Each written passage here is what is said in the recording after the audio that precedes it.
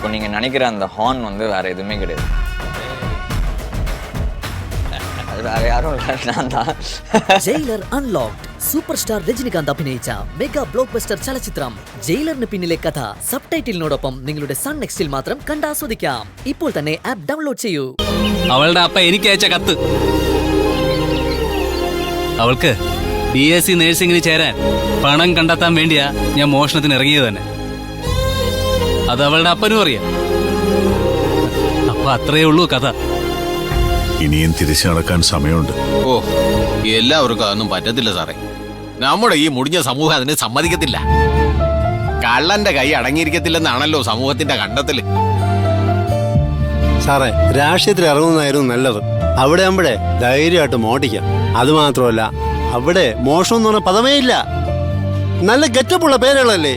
മോഷണത്തിന് പകരം കോഴ, കുംഭകോണം, കള്ളൻ എന്നുള്ള വിശേഷണത്തിന് പകരം നേതാവ് എന്നുള്ള വിളിപ്പേരും. ജയിലിൽ നിന്ന് ഇറങ്ങുമ്പോ മാലയിട്ട് സ്വീകരിക്കാൻ അണികൾ.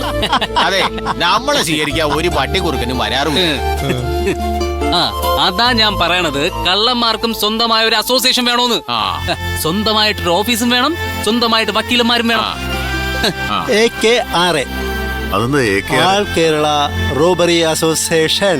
എപ്പടി ജമ്പല്ലേ? അയ്യോ.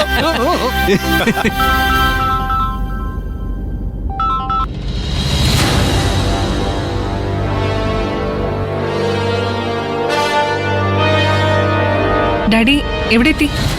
വണ്ടി കിട്ടിയോ? ആ, കിട്ടി മോളെ. നേരെ വീട്ടിലേക്കല്ലേ? അതെ. ശ്രുതിമോള് തനിച്ചല്ലേ ഉള്ളൂ. അതെന്താ അപ്പച്ചില്ലേ അവിടെ? ആ, അതാണ് എന്റെ പേടി. നീ ഫോൺ സാമിക്ക് കൊടുക്ക്. ആ ശരി ഡാഡി.